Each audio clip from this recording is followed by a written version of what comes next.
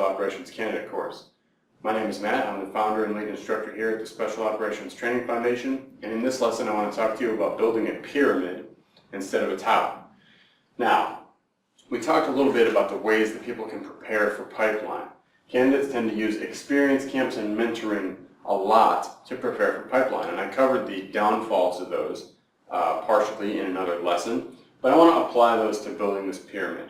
Now, the general idea is that you can spend your training time on whatever it is that you want to focus on, and I believe that for optimum results and for greatest chances of success, you should build it like a pyramid. So let me explain real quick.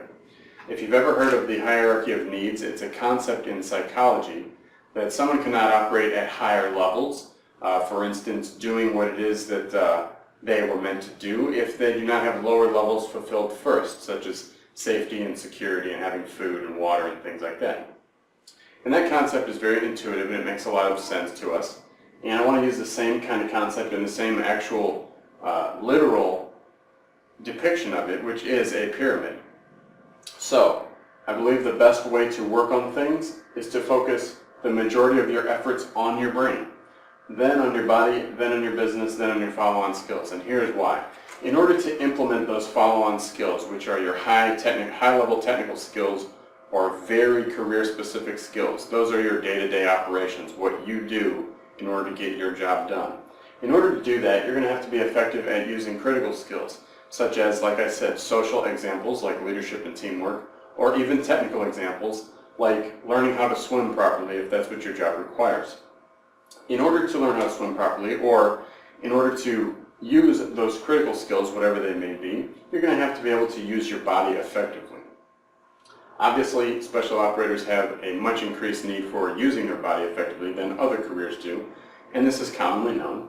But in order to use that body to its maximum potential, you're going to have maximum control over your brain, because obviously your brain controls your body. So it kind of makes sense that you should spend the most time focusing on being in control of your brain, then of your body, and then you work on business skills, and then you work on skills at the very top of the pyramid, which are the pinnacle of your ability as a special operator. Now, there are some ways that we've talked about of preparation that focus on different areas here. As you can see, experience camps are almost exclusively focused on follow-on skills. They might even go into critical skills a little bit.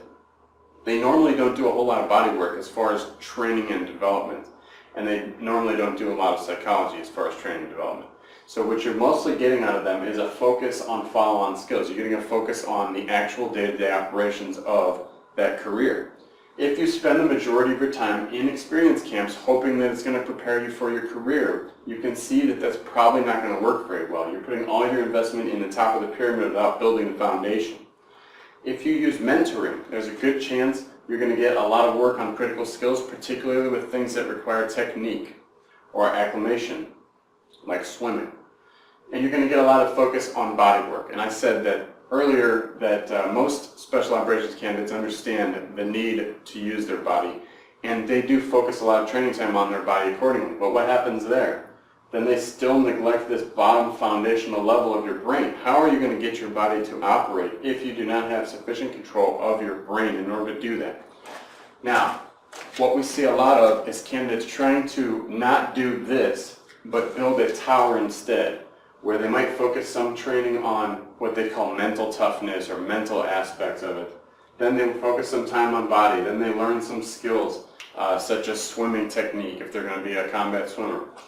And then maybe they learn some follow-on skills, or they go to an experience camp and pay for, a sniper course where, you run around and stalk in the bush for a little while and you learn how to shoot a gun and some very basic cursory things. Now, obviously that kind of skill training, by building your pyramid, not as a pyramid but as a tower, and focusing time on learning how to shoot like that when you've not covered the brain, body, and the business sufficiently, you're really just wasting your time.